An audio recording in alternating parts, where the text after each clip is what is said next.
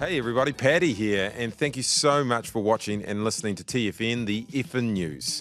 Now, our great Kiwi in this episode is Matiu Walters, the main man in New Zealand's biggest band, 660. Today's good Kiwi are really some of the best Kiwi. They are some of our really, really good Kiwi. Actually, they are the nurses of Starship Hospital. And I went to Paradise. It's actually near Cromwell. That's where I found New Zealand's brainiest farmer, in my view. And for today's How Good, I'm going to do something I never thought I'd do and ask the question, how good is Winston Peters? All right, let's get into it. Everybody knows how big 660 are with the #1 singles, with all the music awards, with the sellout stadium shows at Eden Park and Western Springs, and with all the beautiful music we all know every word to. They are probably our biggest band right now, maybe ever. Matiu Walters is the band leader. Hello, Matiu, and thank you for coming on. This is the effin' news. Sort of, Paddy. No, thanks for having me. Now, you've got a competition going on, and it's an awesome one. It's about bringing whānau home to see 660. Yep. How good? Yeah, Tell us about it. Yeah, really cool, man. Really proud of this one. To be honest, over the last few years, we've seen well, it's hard to escape. Your Taylor Swifts and all these artists coming this way. They never managed to make it to New Zealand.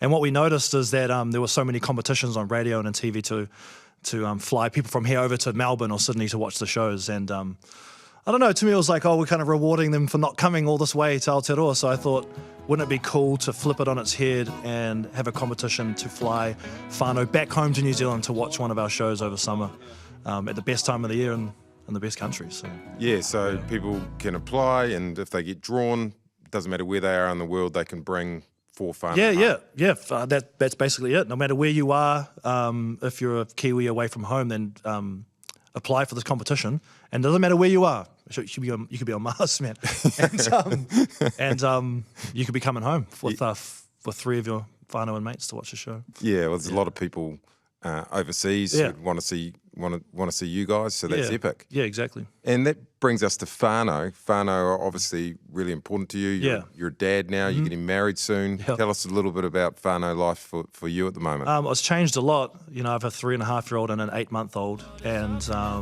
don't know, the pace has changed, and my goals have changed, and my responsibilities have obviously changed. And I love it, to be honest. I love being a dad, and I think a lot about being, working smarter, not harder. I can't exactly just go in the studio and just pound out hours and hours and hours the same way I used to. So it's been challenging in that. It's been an adjustment, but I think it's a lot healthier, and the hope is that I write better music for it because I have a stronger base. But you're right, whānau's always been a really important thing for me and for the band in a way. I think it's what we represent to each other and for people. And I've always kind of wanted that feeling to come through in our shows, I love looking out and seeing all generations and all ethnicities, all people, that our shows can be a place where everyone can come and just be themselves and be comfortable around each other and differences, which is something I'm really proud of. Yeah, that's what whānau's all about, isn't it, really? Yeah, like despite your differences, like whether we like it or not, we're here together, and we have to work it out, and that at least our show can be a small fraction of that, where it's like nothing else matters but us just being here together, and it's one of the things whānau means to me. Yeah. Yeah, and in terms of whānau, you're getting married soon. Now, a lot of people at their wedding, it would be their dream to have 660 play. Well, they're going to be at the wedding, so there's a possibility that I'm going to have to try and keep Chris away from the microphone. I think that might be the biggest challenge. Oh, that's right. Keep Chris Mack from playing. Yeah. You're actually probably the only guy that doesn't want 660 to play at your wedding. 100%. But you're looking forward to that. When's that happening? Yeah, I can't wait. January 4th. So that's just right around the corner. And I've known my partner forever, and we have 2 kids together, so it's like we're as good as married, let's be honest. But I'm just looking forward to the celebration and having our friends and whānau together to have that time together. And you started 660, everybody knows the story and the flat, 16 years ago now, 16 years, quite a while. Not quite old bastard territory, but, Almost. Oh, getting up there. Yeah. And you mentioned before, the way that you look at your work has changed. Does that include being a father? Is there some sort of legacy that you want to leave your kids with your music now? Yeah, I suppose, you know, at least with my whānau, I always pictured it as like a safety net. If I'm an acrobat in a circus kind of up here flipping around and being dangerous, that they were a safety net underneath that I could fall on if things went left. And I've got that responsibility now with my kids, so that's I don't know, man. It's just definitely changed everything. People with kids must understand out there. It's just such a change of pace, and yeah, everything just changes. But as a legacy, honestly, I try not to think about legacy too much. I've done that, and I've been through that, and I don't quite have the energy for that. Maybe that's something that's changed. You know, that I just want to be true, and my kids know that creatively I was brave and brave enough to be honest.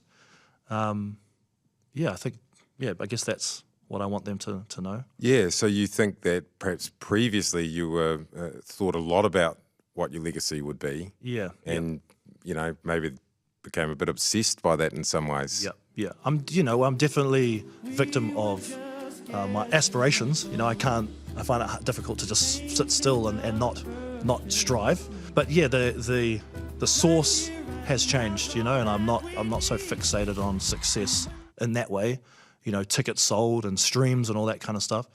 It's just about expression and fulfillment, you know, and being fulfilled, which is a much harder thing to measure. I'll be honest about that, but I think it's a lot more righteous.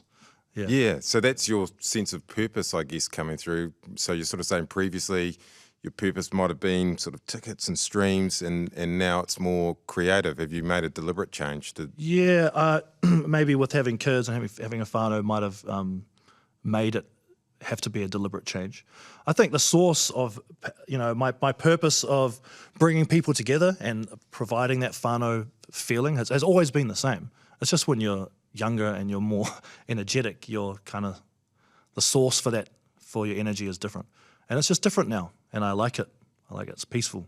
Yeah, yeah. You found some peace through that. Yeah. And would you say there's something in that for other people as well, to, you know, who are creative or, you know, are in a career where they get to that sort of 15, 16 year mark where they need to find some other reason for what they're doing? I suppose so. Like I can only speak for myself, but I mean, you have. I don't think I could be here without the 16 years, you know. And if it wasn't for, you know, I guess my advice for people coming up is not to wait. Really, I think that's what I always did. Is like I acted first without trying to like create reason as to why I should have done something first. I just did it and let the cards fall where they were, and allowed me to get here and allowed me to do some really amazing stuff. But yeah, that's my advice. You don't wait for permission to do stuff, you know, because no one's going to give it to you. You just have to give it to yourself. Yeah, and you've given yourself permission now. What, you want to be more creative, or you want to?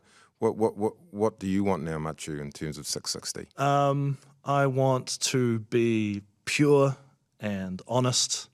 Not to say that we haven't been in the past. It's just like that. It's continually evolving, you know. And I definitely want to be bigger and be better and all that stuff. But for it to come from a different place, and having kids and having a whānau has changed that perception for me, and I feel a lot of potential, and I like that. I like that feeling. And is there new music coming? Can you say that? What? Yeah. I mean, I'm always writing music. We're always together, thinking of. We've always got a grand plan together. At the moment, I'm just writing music from this place that I'm talking about, and. I couldn't give you a date or time when this music's going to come out. Perhaps with this tour coming up, we could kind of drip feed a couple of new ideas. But I'm just happy creating right now, and yeah. Yeah, and as a great Kiwi, we always end this. Yeah, how does that feel? It's quite an honour. That's pretty cool. Yeah, you know, it will probably overtake knighthoods and damehoods one day. So, as a great Kiwi, you know, what's one life lesson that you've already passed on some great advice, but what's one life lesson that you'd pass on to other Kiwis, Matiu? Yeah, it's that one I said before. Just don't wait. You waste so much time waiting to do stuff, and you're never going to be ready. So just go for it. That's awesome advice. Thank you very much, Matiu Walters from 660. Now, 660 are on tour next year, starting on the 1st of Feb. 4 concerts in Aotearoa, New Zealand, 4 in Australia. Head to 660.co.nz for details on how to enter that competition to bring whānau home. It will require you showing a photo of you and your whānau at a 660 concert in days gone by. All right, now it's time for today's Good Kiwi. All right, so Christmas is coming. It can be stressful, very stressful for some people, but it is very important to remember that other people are doing it really tough, like the kids in hospital and Starship in particular.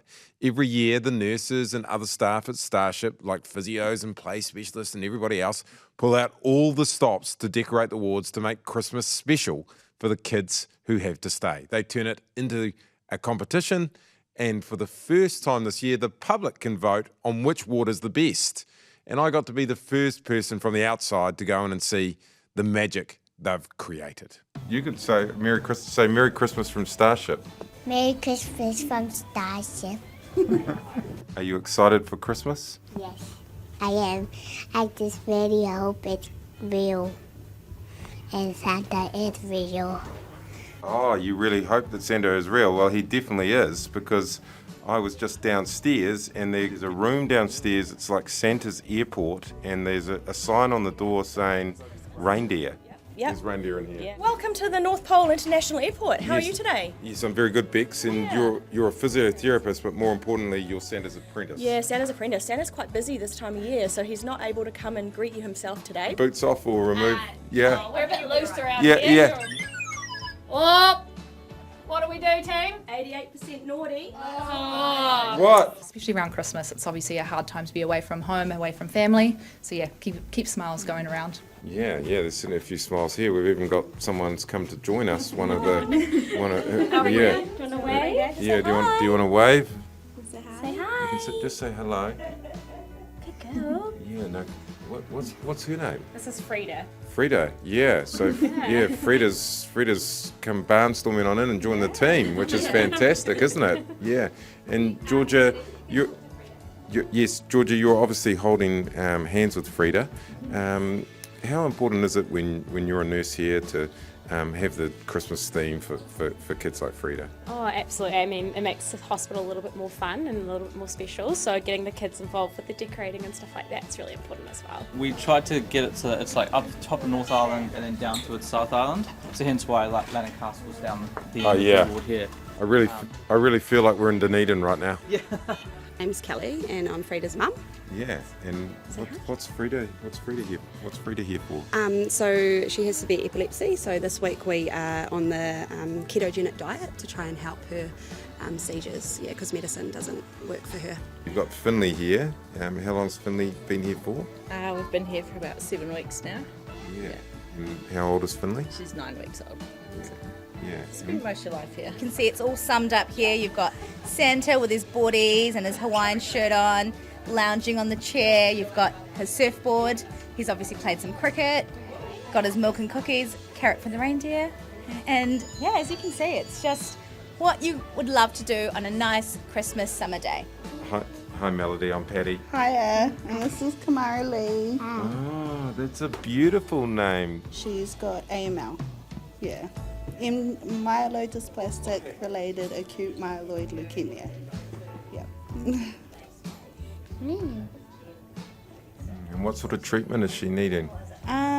So she's just done 1 round of chemo, and she's going for a bone marrow aspirate tomorrow to see if she's going to be moving on to transplant or not.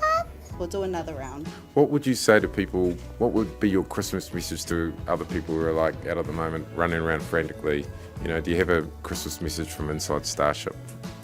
I think for me, working here, you really do appreciate the little things, the things that you sweat so much. When you see what some families are going through, you actually think, wow, we get to leave at the end of our shift and go home to our happy, healthy families, and that might not be the reality for everyone. So just enjoy it and just don't sweat the small stuff. I think for me is something that I really try to take with me. You know, do you have a message for other people who are outside Starship about what they should be thinking about at Christmas with you being in here? Yeah, just thinking about all the people that are in here and all the things that they're going through. Yeah, it's just an amazing place to be, and yeah, you just feel very well looked after. Just make the most of your family. It's a nice message. Yeah. It's tough being away from family. What do you think other people should think about when Christmas comes around?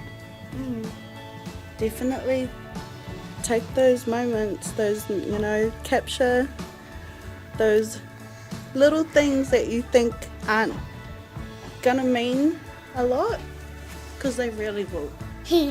They'll matter. Okay, mea atu. Thank you. Thank you. You gotta say, signing out. Signing out.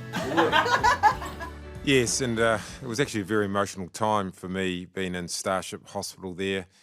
Just seeing the nurses and the physios and the play specialists and the doctors and everyone trying to help those families. But to see families who have children inside Starship at Christmas, it goes without saying that you need to remember just how lucky you are. So if you want to vote on the ward decorations, you can go to the Starship Foundation's Instagram page. The handle is there on the screen now, and I'm sure they would like your input, a very competitive process in there.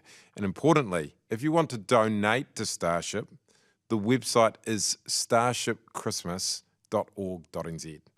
Now it's time for How Good. And today's How Good is something I never thought I'd say.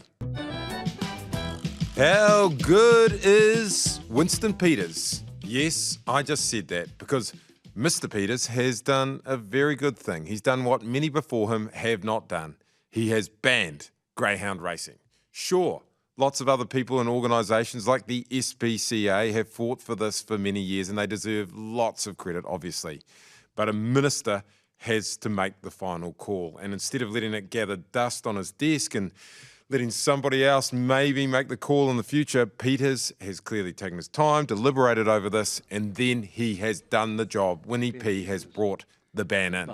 Now, Peters is often criticised for being too close to the racing industry, but he has stared down the greyhound racing lobby and he has closed down the brutal business. Peters has huge mana within the racing industry. Do not underestimate how much mana he has within the racing industry. And the fact that the ban comes from him makes it even more resounding and clearly final. You couldn't have the ban come from a better person than Winston Peters. If it had come from some wokester, it wouldn't feel as permanent. Peters is anti-woke and pro-racing. He might seem like an unlikely hero for the animal rights lobby, but he is an animal lover. Winston Peters loves horses. He loves dogs. He has an innate understanding of animals. It's very easy for us to criticise politicians. I know that better than anyone. I was paid to do it for 10 years and I took it very, very seriously. But we have to recognise that politicians do make positive change. And when they do, we should say, how good is that? And of course it is Christmas as well. So Winston Peters, well done, mate. On behalf of the Greyhounds, thank you. I hope you have a very Merry Christmas, Winston. Okay, when you ask people who are in the know, they will tell you that New Zealand has some of the most innovative companies in the world, and it's mind-blowing what they are up to. That's the whole reason behind my regular segment called Brainy Kiwi. On my recent tour of the country, I stopped in at a cherry orchard near Cromwell. For about 2 seconds, it seemed like a normal farm, until I realised that Brainy Kiwi, Mike Casey, wanted to completely change New Zealand. Oh, Mike, nice farm. Thank you for coming along. Yeah, no, good to be here. Now, what is the problem you're trying to solve here? Well, at the moment, like New Zealanders, we spend about $40 million a day on fossil fuels collectively, which is really, really expensive. And we just think on our farm that there is a much better solution out there, much better ways of running not only our businesses, but our households. And that's what we're really trying to prove by putting all this technology to the test. So what is the solution then, Mike? Well, the solution is this, right? It's generating energy ourselves as customers of New Zealand, whether it be at farms or our households, generating it where we're going to use it. That avoids the need to roll energy around the country on trucks. It avoids the need for massive poles and wires upgrades around the country. It's just a simpler, more efficient solution. So how far have you got, Mike? Well, on our farm, we think we're the first fully electric farm in the world, right? That's 21 electric machines, including the one that you're sitting in now. This is New Zealand's first commercial electric tractor.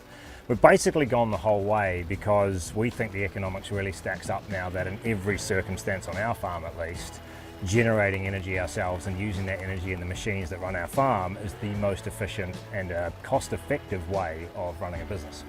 Right down to the tractor, which I guess I should take for a Well, spin. we haven't mowed this in a while and I'd really like you to give it a crack if that's okay. This makes me very nervous, mate. Well, how am I going to stop it? So we can do it.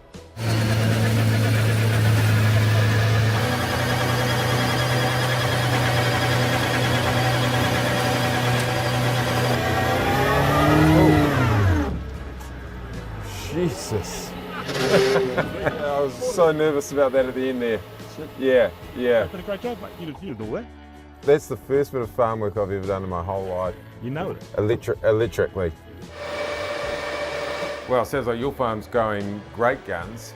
How big could this get though?